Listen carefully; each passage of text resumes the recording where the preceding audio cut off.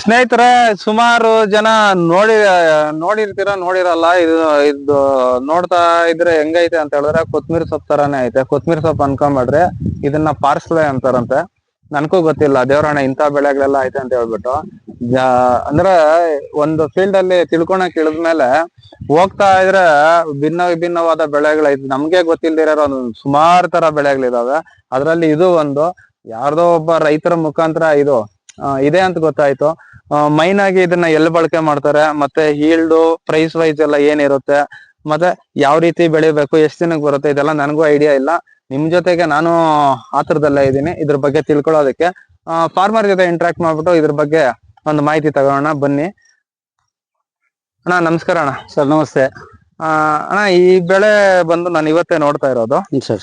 ಅಣ್ಣ ಈ ಕಡೆ ಬನ್ನಿ, ಸ್ವಲ್ಪ ಬೆಳಕು ಈಗ ಚೆನ್ನಾಗಿ ಅನ್ಸುತ್ತೆ. ಇದನ್ನ ಪಾರ್ಸ್ಲೆ ಅಂತ ಹೇಳ್ಬಿಟ್ಟು ನೀವೇ ಹೇಳಿದ್ರೆ, ನನಗೆ ಇದ್ರ ಬಗ್ಗೆ ಗೊತ್ತಿರ್ಲಿಲ್ಲ. ಅಣ್ಣ ಹೆಂಗಣ್ಣ ಇದು ಬೆಳೆ, ಯಾವ ರೀತಿ ಅಣ್ಣ, ಏನಕ್ ಬಳಕೆ ಮಾಡ್ತಾರ ಅಣ್ಣ? ಮೊದಲನೇದಾಗಿ ಫಸ್ಟ್ ಬಳಕೆ ಏನಕ್ ಮಾಡ್ತಾರ ಅಂತ ಗೊತ್ತಾಗ. ಬಳಕೆ ಮಾಡೋದು ಇದು ಕಂಪನಿಗೆ ತಗೊಳ್ತಾ ಇದಾರೆ, ಪೌಡರ್ ಮಾಡಿ ಅವರು ಏನ ಕಳಿಸ್ತಾ ಇದಾರೆ. ಆಕ್ಚುಲಿ ಇದು ಬೆಂಗಳೂರಲ್ಲೆಲ್ಲ ಪಿಜ್ಜಾ ಬರ್ಗರ್ ಯೂಸ್ ಮಾಡ್ತಾ ಇದ್ದಾರೆ. ಪಿಜ್ಜಾ ಬರ್ಗರ್ ಯೂಸ್ ಮಾಡ್ತಾರೆ. ನಾನು ದೂರದಿಂದ ನೋಡಿದ ತಕ್ಷಣ ಕೊತ್ಮೀರಿ ಸೊಪ್ಪೇನೋ ಅನ್ಕೊಂಡ್ಬಿಟ್ಟೆ. ಎಲ್ರು ಹಂಗೆ ಅನ್ಕೊಂಡಿರೋದು. ಸುಮ್ಮ ವ್ಯಾಪಾರಗಾರ ಬಂದು ಕೊತ್ಮೀರಿ ಸೊಪ್ಪು ಅಂದ್ಬಿಟ್ಟು ಎಷ್ಟೋ ಜನ ಬಂದು ವಾಪಸ್ ಹೋಗಿದ್ದಾರೆ. ಸೇಮ್ ಅದೇ ತರನೇ ಇದೆ, ಅಷ್ಟರಲ್ಲೇ ಇಷ್ಟು ವಿಭಿನ್ನವಾಗಿದೆ. ಅಣ್ಣ ಈಗ ಇದನ್ನ ಬೆಳೆ ಬಂದು ಎಲ್ಲೂ ನಾನು ಸುಮಾರು ನಮ್ಮ ಮಾಲೂರು ತಾಲೂಕಲ್ಲಿ ಎಲ್ಲೂ ನೋಡಿಲ್ಲ. ನಾನು ಇಲ್ಲೇ ಪ್ರಥಮ ಬಾರಿಗೆ ನೋಡ್ತಾ ಇರೋದು. ಅಣ್ಣ ವಿಶೇಷತೆ ಬಂದು ಇವಾಗ ಪಿಜ್ಜಾ ಬರ್ಗರ್ ಯೂಸ್ ಮಾಡ್ತಾರೆ, ಆರ್ಬ್ಸ್ ತರ ಯೂಸ್ ಮಾಡ್ತಾರೆ ಅಂತ ಹೇಳಿದ್ರೆ, ಬೆಂಗಳೂರಲ್ಲಿ ಮೈನ್ ಸಿಟೀಸ್ ಗಳಲ್ಲಿ ಯೂಸ್ ಮಾಡ್ತಾರೆ. ಅದ್ರ ಬಗ್ಗೆ ನಮ್ಮ ಮಾಮೂಲಿ ರೈತರಿಗೆಲ್ಲ ಗೊತ್ತಿರೋದಿಲ್ಲ. ಅದ್ರ ಬಗ್ಗೆ ಇವಾಗ ಸ್ವಲ್ಪ ಡೆಪ್ತ್ ಆಗಿ ಮಾಹಿತಿ ಹೋಗೋಣ ಸರ್. ಈಗ ಇದನ್ನ ನಾಟಿ ಮಾಡ್ಬೇಕಂತ ಹೇಳಿದ್ರೆ ಏನ್ ಬೀಜ ಚೆಲ್ಲೋದಾ ಅಥವಾ ಬೀಜ ಚೆಲ್ಲೋದು? ಬೀಜ ಚೆಲ್ಲೋದು. ಒಂದ್ ಎಕರೆ ವಿಸ್ತೀರ್ಣಕ್ಕೆ ಎಷ್ಟು ಬೀಜ ಚೆಲ್ಲಬೇಕು? ಒಂದ್ ಎಕರೆಗೆ ಒಂದು 3 kg ಬೀಜ ಬೇಕು. 3 kg ಬೀಜ. ಈಗ ಒಂದ್ಸಲ ಇದು ಚೆಲ್ಬಿಟ್ಟು 2 ಸಲ ಏನೋ ಕಟಿಂಗ್ ಮಾಡಿದ್ದಾರೆ ಅಂತ ಹೇಳಿದ್ರೆ, ಮೂರನೇ ಕಟಿಂಗ್ ಇವಾಗ ಸ್ಟಾರ್ಟ್ ಆಗಿರೋದು. ಅಣ್ಣ ಈಗ ಮಾರ್ಕೆಟಿಂಗ್ ಬಂದು ಯಾವ ರೀತಿ ಮಾಡ್ಕೊಂತೀರ? ಇದು ಮಾರ್ಕೆಟಿಂಗ್ ಇಲ್ಲ, ಡೈರೆಕ್ಟ್ ಕಂಪನಿಯವರು ಬೀಜ ಕೊಡ್ತಾರೆ, ಅವರೇ ತಗೊಳ್ತಾ ಇದಾರೆ. ಕಂಪನಿಯವರೇ ಬೀಜ ಕೊಟ್ಟು ಅವರೇ ತಗೊಂತಾ ಇದಾರೆ. ಇದು ಕಂಪನಿಯಿಂದ 1 kgಗೆ 12 ರೂಪಾಯಿ ಫಿಕ್ಸ್ ಮಾಡಿದ್ದಾರೆ. 1 ಟನ್ 12,000 ತರ ಕೊಡ್ತಾ ಇದಾರೆ ನಮ್ಗೆ. 1 ಎಕರೆಗೆ ಇಳುವರಿ ಬಂದು ನಮ್ಗೆ ಒಂದು 8 ರಿಂದ 10 ಟನ್ ಬರ್ತಾ ಇದೆ ಈಗ. ಸೊಪ್ಪು ಒಂದು ತಿಂಗಳಿಗೆ ಫಸ್ಟ್ ಹಾರ್ವೆಸ್ಟ್ ಬಂದ್ಬಿಟ್ಟು ನಮ್ಗೆ 2.5 ತಿಂಗಳು ಬೇಕೇ ಬೇಕು. 2.5 ತಿಂಗಳಿಗೆ ನಮ್ಗೆ ಮೊದಲನೇ ಕಟಿಂಗ್ ಸಿಗೋದು. ನಂತರ ನಾವು 1 ಕಟಿಂಗ್ ಆದ್ಮೇಲೆ ಕರೆಕ್ಟ್ ಆಗಿ 30 ರಿಂದ 35 ದಿವಸಕ್ಕೆ ಬರ್ತಾ ಇರುತ್ತೆ. ಪ್ರತಿ 30 ರಿಂದ 35 ದಿವಸಕ್ಕೆ 1 ಕಟಿಂಗ್ ಆದ್ಮೇಲೆ ನೆಕ್ಸ್ಟ್ ಕಟಿಂಗ್ ಇಂದ ನಮ್ಗೆ 35 ದಿವಸಕ್ಕೆ ಸಿಗುತ್ತೆ. ಈಗ ಇದಕ್ಕೆ ಬೇಡಿಕೆ ಇದೆಯಾ? ಬೇಡಿಕೆ ಅಂದ್ರೆ ಈಗ ನಮ್ಗೆ ಕಂಪನಿಯವರು ಬೈಬ್ಯಾಕ್ ಇರೋದ್ರಿಂದ ಬೇಡಿಕೆ ಧೈರ್ಯವಾಗಿ ಮಾಡ್ತೀವಿ. ಯಾಕಂದ್ರೆ ಹೊರಗಡೆ ಮಾರ್ಕೆಟ್ ಅಲ್ಲಿ ಯಾರು ತಗೊಳ್ಳಲ್ಲ. ಯಾಕಂದ್ರೆ ಇದು ಬಳಸೋದು ಯಾರಿಗೂ ನಮ್ಗೂ ಸಹ ಗೊತ್ತಿಲ್ಲ. ಕಂಪನಿಯವರು ಬಂದ್ರು ನೋಡಿ ಇಲ್ಲಿ ಬೆಳೆ ಮಾಡ್ಬೋದು ಅಂತೇಳಿ ಅವ್ರು ಬಂದಾದ್ಮೇಲೆ ನಾವು ಬೀಜ ತಗೊಂಡು ಬೆಳೆ ಮಾಡಿದ್ಮೇಲೆ ನಮ್ಗೆ ಈಸಿ ಆಯ್ತು. ಯಾಕಂದ್ರೆ ಖರ್ಚು ಕಡಿಮೆ ಇದು. ಇದಕ್ಕೇನು ನಾವು ಯಥೇಚ್ಛವಾಗಿ ಔಷಧಿಗಳು ಬಳಸಂಗೇ ಇಲ್ಲ. ಇವಾಗ ಬೀಜದ ವಿಚಾರಕ್ಕೆ ಬಂದಾಗ ಎಷ್ಟು ಕೊಡಬೇಕಾಗುತ್ತೆ ಬೀಜಕ್ಕೆ ನೀವು ರೇಟ್? ಬೀಜದ್ದು ರೇಟ್ ಎಲ್ಲ ಅವ್ರೇನು ಮೊದಲು ತಗೊಳ್ಳೋದಿಲ್ಲ. ಬೆಳೆ ಬೆಳೆದು ನಮ್ ಬೆಳೆನಲ್ಲಿ ಕಟ್ ಮಾಡಿ ಅವ್ರಿಗೆ ಕೊಟ್ರೆ ಸಾಕು. ಅವ್ರಿಗೆ ಅವರೇ ತಗೊಳ್ಳೋದು, ನಾವು ಹೊರಗಡೆ ಮಾರಕ್ ಆಗಲ್ಲ. ಅದರಿಂದ ಕಂಪ್ನಿಗೆ ನಾವು ಕೊಡ್ತಾ ಇದೀವಿ. ಇನ್ನ ಅಣ್ಣ ಇದು ರೋಗಗಳು ಏನಾದ್ರು ಬರುತ್ತಾ ಇದಕ್ಕೆ ಏನು ರೋಗ ಬರಲ್ಲ ಸರ್. ಲೇಟ್ ಆಯ್ತು ಹಾರ್ವೆಸ್ಟ್ ಮಾಡೋದು, ನಾವು ಕೊಯ್ಲು ಲೇಟ್ ಆಗಿ ಮಾಡಿದೀವಿ ಅಂದ್ರೆ ಸ್ವಲ್ಪ ತೇವ ಜಾಸ್ತಿ ಇರೋ ಕಡೆ ಹಣ್ಣು ಬರುತ್ತೆ, ಅರ್ಶಿನ ಕಲರ್. ಅದನ್ನ ಟೈಮ್ ನೋಡ್ಕೊಂಡು ನಾವು ಕರೆಕ್ಟ್ ಆಗಿ 30 ರಿಂದ 35 ದಿವಸಕ್ಕೆ ನಾವು ಹಾರ್ವೆಸ್ಟ್ ತೆಗೆದು ಬಿಡಬೇಕು. ಬೇರೆ ತರ ಯಾವ್ದೇ ತರ ಇದಕ್ಕೆ ರೋಗಗಳು ಬರೋದಿಲ್ಲ. ಹುಳ ತಿನ್ನಲ್ಲ, ಕೀಟ ಬಾಧೆಗಳೆಲ್ಲ ಏನು ಇಲ್ಲ. ನಮ್ಗೆ ಅದ್ರಲ್ಲಿ ಖರ್ಚು ತುಂಬಾ ಉಳಿಯುತ್ತೆ. ನಮ್ಗೆ ಆ ಕೊಯ್ಲ್ ಮಾಡುವಾಗ ಮಾತ್ರ ಲೇಬರ್ ಬೇಕು, ಮತ್ತೆ ಸೆಂಟ್ರಲ್ ಒಂದು ಕಳೆ ತೆಗ್ಸಕ್ಕೆ ಲೇಬರ್, ಕಳೆ ತೆಗ್ಸಕ್ಕೆ. ಇನ್ ನೀವ್ ಹೇಳೋ ಪ್ರಕಾರ ನೋಡಿದ್ರೆ ಇದಕ್ಕೆ ಯಾವ್ದೇ ರೀತಿಯಾದ ರಾಸಾಯನಿಕನೇ ಬೇಕಾಗಿಲ್ಲ ಅನ್ಸುತ್ತೆ. ಇಲ್ಲ, ರಾಸಾಯನಿಕ ನಾವು ಹಾಕಿದ್ರೆ ಅದು ಲೈಫ್ ಕಡಿಮೆ ಆಗುತ್ತೆ ಇದಕ್ಕೆ. ಯಾಕಂದ್ರೆ ಇದು ಹರ್ಬ್ಗೆ ಹೋಗೋದ್ರಿಂದ ನಾವು ಮ್ಯಾಕ್ಸಿಮಮ್ ಒಂದು 85-90% ಆರ್ಗ್ಯಾನಿಕ್ ಮಾಡಿಸ್ತಾ ಇದೀವಿ. ಈ ಜೀವಾಮೃತ ಈ ತರದ್ದೆಲ್ಲ ನಾವು ಅವ್ರಿಗೆ ಹೇಳಿ ಅವ್ರ ಕಡೆಯಿಂದ ಮಾಡಿಸ್ತೀವಿ.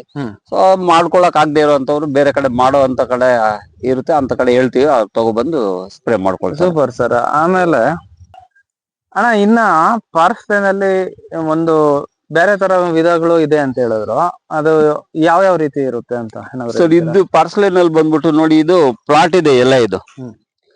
ಇದು ನಮ್ ಕೊತ್ತಂಬರಿ ಸೊಪ್ಪು ತರ ಪ್ಲಾಟ್ ಆಗಿದೆ. ಹ್ಮ್. ಕರ್ಲಿ ಇದು ಪ್ಲಾಟ್ ಪಾರ್ಸಲಿ ಅಂತ ಇದನ್ನ ಹೇಳೋದು. ಹ್ಮ್. ಇನ್ನೊಂದ್ ಬಂದ್ಬಿಟ್ಟು ಕರ್ಲ್ ಬರುತ್ತೆ. ಇದೇ ಎಷ್ಟೇ ಎಲೆ ಇರುತ್ತೆ ಅಷ್ಟೇ ಎಲೆ ಇನ್ ಸ್ವಲ್ಪ ಅಗಲ ಬರುತ್ತೆ, ಅದೆಲ್ಲ ಫುಲ್ ಕರ್ಲ್ ಬರುತ್ತೆ. ಮಾಮೂಲಿ ಅದಿನ್ನು ಇನ್ನು ದಪ್ಪ ಬರುತ್ತೆ, ಇದು ದಂಟ ಎಲ್ಲ ದಪ್ಪ ಬರುತ್ತೆ ಅದು ಎಲೆದು. ಅದು ಕರ್ಲಿ ಪಾರ್ಸ್ಲಿ, 2 ವೆರೈಟಿ ಇದ್ರಲ್ಲಿ, ಪ್ಲಾಟ್ ಪಾರ್ಸ್ಲಿ, ಕರ್ಲಿ ಪಾರ್ಸ್ಲಿ. ಇದು 2 ತರ ವೆರೈಟಿ. 2 ವೆರೈಟಿ ಇದೆ. ಈಗ ಮೈನ್ ನೀವು ಬೆಳೆದಿರೋದು ಬಂದು ಫ್ಲಾಟ್ ಆಗಿರೋದು. ಇದು ಫ್ಲಾಟ್. ಮತ್ತೆ ನೀವು ಇದು ಈಗ ಹೇಳಿದ್ರೆ ಫಸ್ಟ್ ಟೈಮ್ ಹಾಕಿದಾಗ 2.5 ತಿಂಗಳು ಬೇಕು, ಆಮೇಲೆ 35 ದಿವಸಕ್ಕೆ 30-35 ದಿವಸಕ್ಕೆ. ಒಟ್ಟಾರೆ ನಾವು ಎಷ್ಟು ಕಟಿಂಗ್ ನ ತಗೊಬಹುದು ಇದನ್ನ ಒಂದ್ಸರ್ತಿ ಬಿತ್ತನೆ ಮಾಡಿದ್ರೆ? ಸರ್ ಒಂದ್ಸರ್ತಿ ಮಾಡಿದ್ರೆ ಕಡಿಮೆ ಅಂದ್ರೂ 10 ಕಟಿಂಗ್ ಬರುತ್ತೆ ಸರ್. 10 ಇಟ್ಕೊಂಡ್ರೆ ನಾವು 2 ವರ್ಷ ಇದಕ್ಕೆ ಲೈಫ್. ಬಟ್ ಕೆಲವೊಂದು ಗೊಬ್ಬರಗಳು ಜಾಸ್ತಿ ಯೂಸ್ ಮಾಡ್ತಾರೆ ಕೆಲವರು ಬೇಗ ಬರ್ಲಿ ಅಂತ. ಅದು ಕೆಮಿಕಲ್ ಜಾಸ್ತಿ ಆದವಾಗ ಬೇಗ ತೋಟ ಹೋಗಕ್ಕೆ ಸ್ಟಾರ್ಟ್ ಹೋಗ್ಬಿಡುತ್ತೆ. ಆದಷ್ಟು ಇದನ್ನ ಆರ್ಗ್ಯಾನಿಕ್ ಪದ್ಧತಿಯಲ್ಲೇ ಪದ್ಧತಿ ಮಾಡಿದ್ರೆ ಡೆಫಿನೆಟ್ ಆಗಿ 2 ವರ್ಷ ಇಟ್ಕೋಬಹುದು. 2 ವರ್ಷ ಇಟ್ಕೋಬಹುದು. ಈಗ ಸುಮಾರು ರೈತರು ಈ ತರಕಾರಿ ಬೆಳೆ ಇದ್ರ ಮೇಲೆ ಹೋಗಿ ಸುಮಾರು ದುಡ್ಡು ಲಾಸ್ ಮಾಡ್ಕೊಂಡಿರೋರು ಇದಾರೆ, ಮನೆ ಮಠ ಮಾಡ್ಕೊಂಡಿರೋರು ಆಗಿದೆ. ನಮ್ಗೆ ಆಗಿದ್ದಾರೆ. ಇಂತ ಒಂದು ಸಿಚುಯೇಷನ್ ಅಲ್ಲಿ ಇಂತ ಬೆಳೆಗಳ ಮೇಲೆ ಹೋಗೋದು ಒಳ್ಳೇದಲ್ಲ? ಒಳ್ಳೆ ಸರ್. ಇವಾಗ ಒಂದ್ 5 ಎಕರೆ ಮಾಡ್ತಾರಂದ್ರೆ 1.5 ಎಕರೆ 2 ಎಕರೆ ಇದನ್ನ ಮಾಡ್ಕೋಬಹುದು. 1 ಎಕರೆನೆ ನಿಮ್ಮ ಅಂದಾಜಿಗೆ 1 ಎಕರೆ ನಾವು ಕರೆಕ್ಟ್ ಆಗಿ ಮೇಂಟೈನ್ ಮಾಡಿದ್ದೆ ಆದ್ರೆ ಫಸ್ಟ್ ಕಟಿಂಗ್ ಬಿಟ್ಬಿಡಿ. ಫಸ್ಟ್ ಕಟಿಂಗ್ ಲೆಕ್ಕಾಚಾರ ಈಗ 3 ತಿಂಗಳಿಗೆ ಬರ್ತದೆ ಅನ್ಕೊಳ್ಳಿ. 3 ತಿಂಗಳಿಗೆ ಬಂದ್ರೆ ಇಲ್ಲ ಸರ್, 2.5 ತಿಂಗಳು 3 ತಿಂಗಳು ಅವಶ್ಯಕತೆ ಇಲ್ಲ.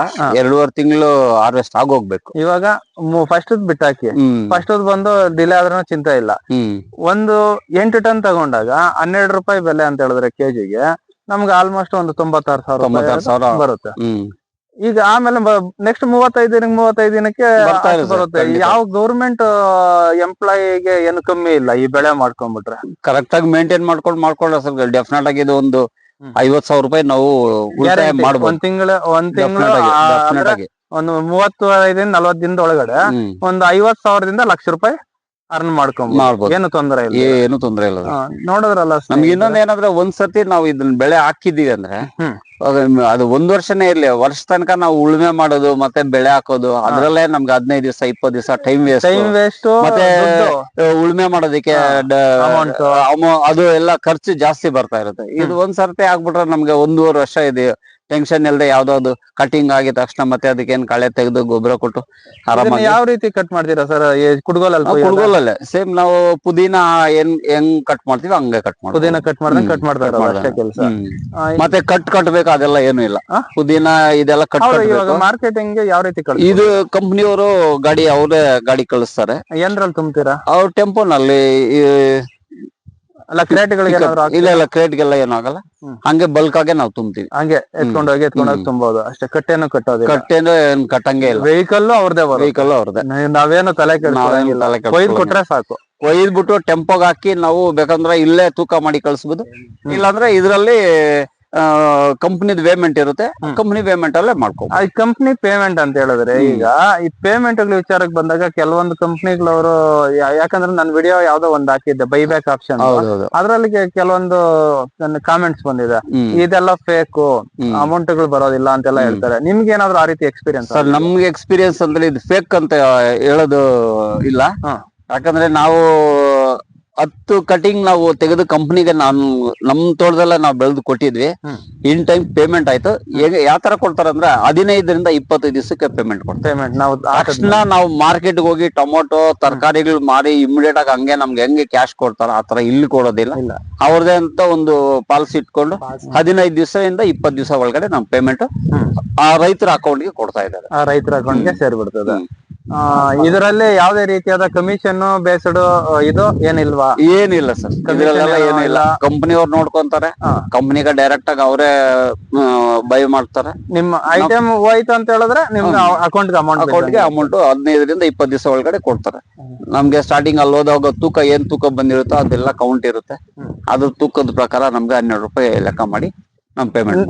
ನೀರಾವರಿ ವಿಚಾರಕ್ಕೆ ಬಂದಾಗ ಯಾವ ರೀತಿ ಕೊಡ್ತೀರಾ ನೀರಾವರಿ? ಸರ್ ನಾವು ಕ್ಯಾರೆಟ್ಗೆ ಮತ್ತೆ ತರಕಾರಿ ಸೊಪ್ಪುಗಳಿಗೆ ಹೆಂಗ್ ಯೂಸ್ ಮಾಡಿದ್ರೆ ಅದೇ ಪ್ರಮಾಣದಲ್ಲಿ ನೀರ್ ಕೊಡ್ಬೋದು. ಈ ಸೊಪ್ಪು ಬೆಳೆಯೋದಾದ್ರೆ ಎಷ್ಟು ಹೈಟ್ ಬರುತ್ತೆ?